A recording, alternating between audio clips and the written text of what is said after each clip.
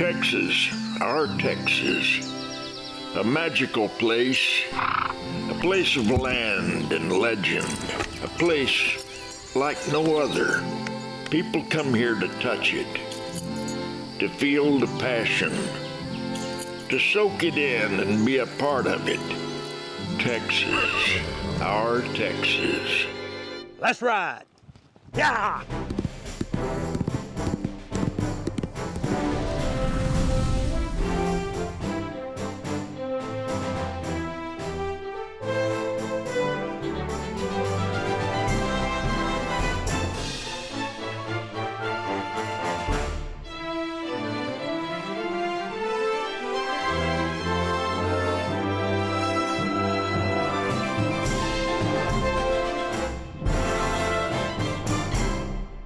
Well, howdy neighbors, Commissioner Sid Miller here. Hey, we're at a very special event, one of my favorite events of the year actually. It's the Family Land Heritage.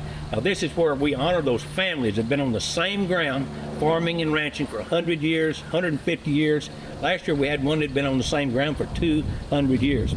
Now we're gonna take a look at what these families mean to Texas, but we're also gonna see what Texas means to these families. It's a great event.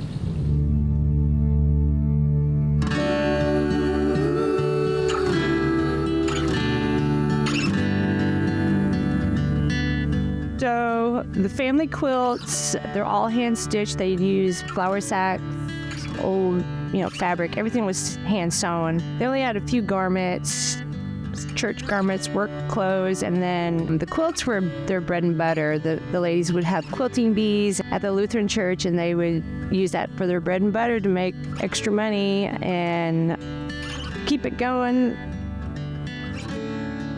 Robert Lamar Foigy wrote this book. He told me I should carry on the tradition, and then he passed away. So I'm doing the best I can, Foigies. What I love about this land is it's God's land. There's so many memories. Everything. I love the creek. I love the grasses and the back pasture. It's just, and all the memories and joys we had together with my husband, and we would walk the land, and just constantly bringing back those memories of, he would just tell me stories about, the cycles of life out here, and it's just like one giant playground. Yeah, I love it. Love it, love it, love it. My name is Jess Stewart. I'm the 8th generation Texan here on the Stewart Ranch. Our family, you have to start all the way back to the beginning. We are related to 3 of Stephen F. Austin's old 300 settlers, one being my great-great-great-great-grandfather, John Foster, and then his 2 sons, Isaac, who got the land grant down in Matagorda County, and then Randolph Foster, his other son, that received a land grant here in Fort Bend County. The land passed through the ladies all through the years, which is how you tie in the Stewart last name to the Foster last name. We are currently on our 9th generation working this ranch, and we have been here since July 16th, 1824. I am a 9th generation Texan, so the land is basically tied in through John Randolph Foster, which were one of the old 300 families and had ties with Stephen F. Austin, and he was given 12,000 acres. So we're on the last 128 acres currently.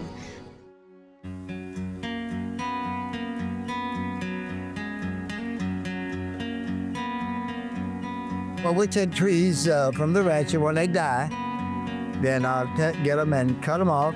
Jess comes down and helps me quite a bit, and bring them up here, and I have a saw that makes slabs. And from those slabs, we make tables of all kinds, big tables, 10-foot tables, 6-foot tables, end tables, all kind of tables. Coffee tables. Coffee tables. I made a few cabinets. But that's what we do. We're still doing it right now. We're descendants of John Foster, as I'm sure he's already gone over all of that. And we've been very blessed to have some really strong-minded people in our family, and nice people to boot. We love each other a lot, and which helps a whole lot. And we do anything we can for each other. That's what our family is. Favorite things? would be being so close to family. Would be one of my favorite things. Second favorite thing is just being around livestock. I've been around it my entire life, and being able to work cows with family too is pretty blessed in its own way, because not a lot of people my age get exposed to that. So I would say that's one of the, favorite things of mine, just personally. I think the award is tremendously beneficial for the current and future Texas Land Heritage Award winners, because it keeps families together. These are families that have been around for all these years, and it teaches the kids how they could become adults and then pass it on and on and on. And at the same time, we have the world's best agriculture, whether it's the cattle, the goats, whatever we're growing as far as crops. We know what we're doing, and it just builds that retain and builds confidence on what we want to do in the future. We take pride in being from a place that has been here generation after generation after generation. We've been holding on. The ranch and the cattle business is who we are. And that's what I want. I want my kids to take it. They don't have to turn this place into Yellowstone or anything, but as long as you're on the grass, as long as you're out there with some cows in the pasture, that's paying it forward. It's really a remarkable achievement that these farms and ranches have endured history, sometimes against all odds. Now, coming up, we'll stop by one of our artistic Go Texan partners, and later we'll visit an agriculture program that's unlike anything in the nation. Hey, stay tuned.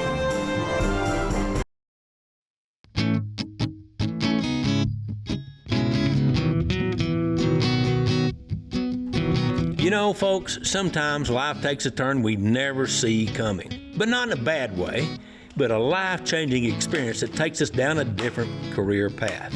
Now, Stephanie Martin, she had a degree and a good job, but she wanted more. She found just what she was looking for, too. So I graduated and started work, and then was bored, and I thought, well, I'll take this class and take this pottery class again. And then I took a class at Houston Community College, and I met a new professor, and it turned out it was like, I have to do this. I have to learn this clay, I had to learn my pottery. So anyway, from then on, just kept on learning new techniques, from salt firings, raku firings, different techniques, and it just evolved into starting Martin Studios in 1998. So I've been doing pottery for 38 years now. This is Martin Studios, the fulfillment of Stephanie's dream. What makes Martin Studios so meaningful is not only what is made, but why and how it's made. The hands that shape the clay are guided not just by skill, but by a deep love for her craft and for the people who find joy and use in her creations. My favorite thing about pottery is just be able to create, just making things out of, I guess, the clay. Making giant pieces to small pieces, and then like lidded pieces, just trying new techniques is always different.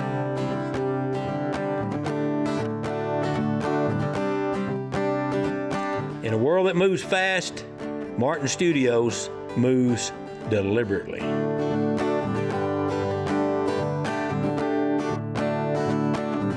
This is the kind of place where art isn't rushed, where mistakes become lessons and patience is a part of the process.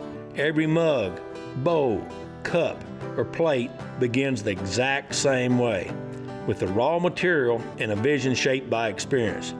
That's Texas artistry at its best, honest, hardworking, and accessible. And that's where Martin Studios really shines. Stephanie's work isn't meant to sit behind glass. It's meant to be used and loved. After all, it's going to be around a long, long time. Any artifact that you find in pottery, it's been here from, 300 BC and on. That's how we know how civilizations have lived and things like that. So anything you make in pottery is going to be here forever. So things you make in my studio or things that I make are going to be here forever, which is kind of cool. Stephanie firmly believes that craftsmanship still matters, that beauty can be functional, and that making something well is a kind of respect for the material and for the person who will use it. And the ones who learn from her, they feel that very same emotion. Anybody that makes a pottery piece, they'll just keep it forever. I mean, ask your mom. Nobody throws away their pottery. I think I'm gonna cry.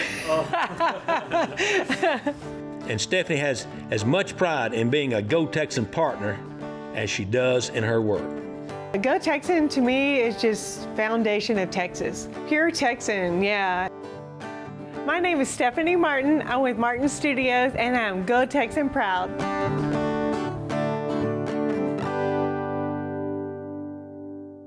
Now up next, we're going to talk about something really serious, the New World Screwworm, and how the Texas Department of Agriculture is helping fight the battle against this devastating pest. You won't want to go away.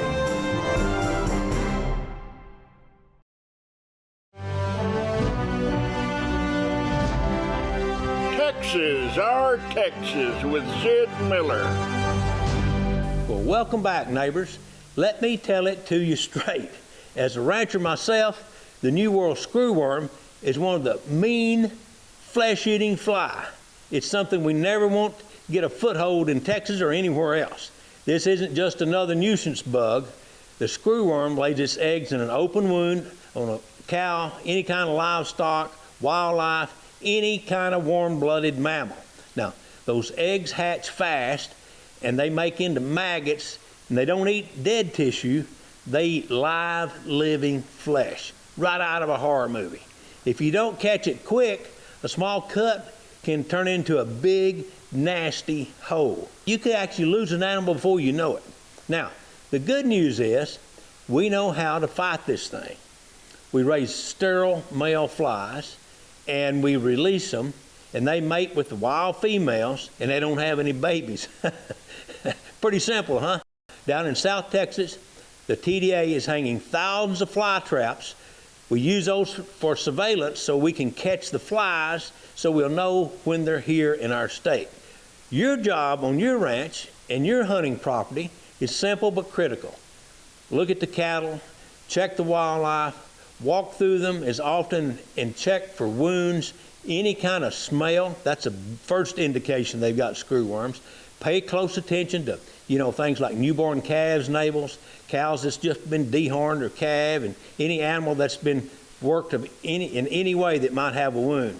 This is about protecting your livestock, your neighbor's livestock, and the cattle and livestock industry as a whole. Let's stay vigilant, and we'll keep it out. Eyes open, boots on the ground. Don't ignore an open wound. That's how we beat this thing. That's how we win. Now, speaking of cattle, let's head up to Will Dedo, Texas, for a cattle ranch run entirely by students. You'll want to see this, I promise. Stay tuned.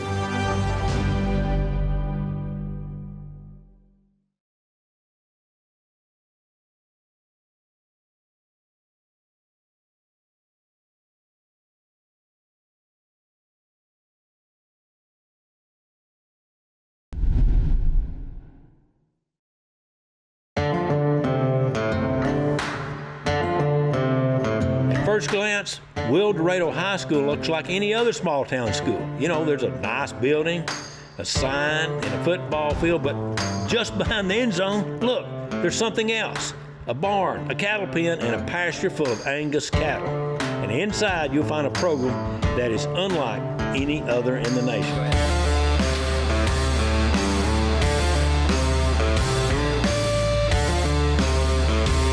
This is the Will Dedo Cattle Company, a business operated and managed entirely by students. It's a place where these kids learn hands-on agriculture, business, and responsibility, lessons that will go far beyond the classroom. They recognize that that's not something you can just get anywhere. Now, most schools, the career tech, it's like there's a hands-on component. You're always going to have that. But not everywhere with real life animals or without having to take a field trip. I mean, we get to walk out our back door and do it. Got kids that consistently, are telling me, thank you for this opportunity. Thank you for bringing us to this. Brody Russell is the instructor that was hired to head up this one-of-a-kind program. And he made it clear to the students from day one, it was not his cattle company, it was their cattle company. Go ahead and put the bull out there. It's about you guys taking ownership. It only works if you do this. Because you can come sit in class and go, yeah, we've got some cows out there, and oh yeah, somebody else went and fed them today, and you can watch it all happen, or you can jump in and be part of it. And the more people that jump in and be part of it and have that ownership, the more successful it's going to be. The Will Dedo Cattle Company has grown from a crazy idea to become a cornerstone of the district's agriculture program. Now, each year, students take on roles ranging from ranch hands to business managers, learning valuable skills that prepare them for careers in agriculture, business, and beyond. J.C. Wetzel came from a ranching family. Now, she's the herd director. I take care of the cattle and just kind of manage and make sure everything's fit, like putting the bulls out, when to pull the bulls out, and when to pull in. And then just kind of look over the cattle and make sure everything's fed and has water. Sage Bledsoe, well, he found out he likes cows. He's in charge of financing.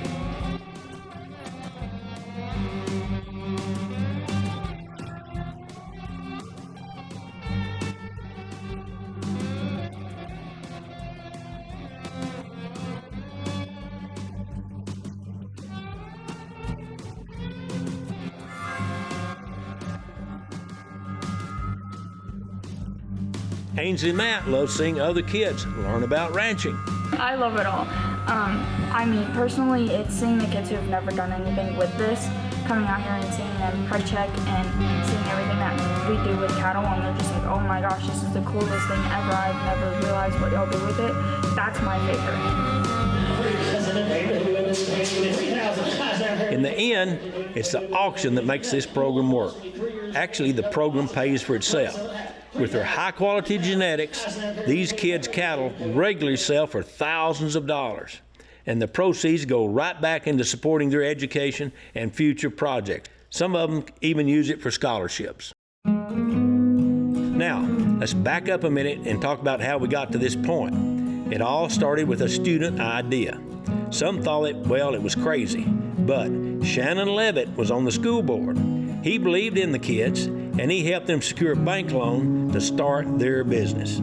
Felt like we needed to create something or have something unique about our school that would draw kids, that would make kids want to be here. And one of the kids popped off and says, hey, why don't we buy cows and let's have a cattle company? And that's where it started. Those kids would bring a business proposal to the banker and show a projection of what their business would look like and a payout to pay this business back and do an interview with the banker. About 5 years in, this young girl that was in elementary when they started this walked up to me as the school board president, and she handed me a check and she said, sir, Mr. Levitt, here's the final check to pay this note off. We owe you $12,782.62. Here it is. It's more than learning how to artificial inseminate or do an ultrasound on a mama cow. The Will Dedo Cattle Company helps build character. The students must balance their schoolwork with the responsibilities on the ranch. It's a lesson in time management, discipline, and teamwork, even when it's sometimes out of their comfort zone. Okay, so raise up on it right there. A lot of it comes from I don't know, and so I don't want to look like I don't know and feel out of place. And so getting them past that, where they do something as simple as whether they feel structures or not. I just put my arm in a cow to feel for a pregnancy. There's a lot that I can do, because I never thought that I could do that. After graduation, the lessons they've learned here will stay with them for a lifetime. That's values of hard work, resilience, and entrepreneurship, all while keeping the Texas tradition of ranching alive. That willingness to step out, that's pretty humbling and rewarding for me to see that. Because just like any job, there's frustrating days. There's days that, you know, people don't feel good, the weather's bad. There's all these things that come into play, and you're like, man, it's just not as easy as it should be. But everybody perseveres and fights through, and at the end of the day, when they got that smile on their face and they talk about the program the way they do, I love this program.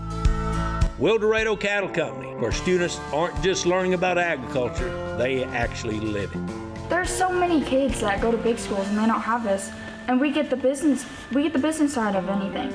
So it's like, I already know business things. Whenever I go to college, I'm not going to be like, oh my gosh, what am I supposed to do with the business? I already have it.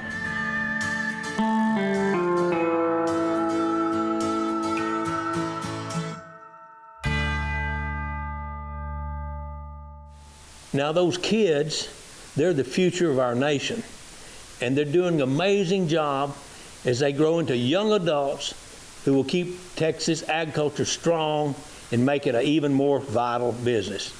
That's all the time we have this week. I'm Texas Agriculture Commissioner Sid Miller, reminding you that agriculture matters. And here's a little cowboy logic as we end. A ship in the harbor is always safe. Hey, that's not what ships are for. Set yours a sail. See you next week.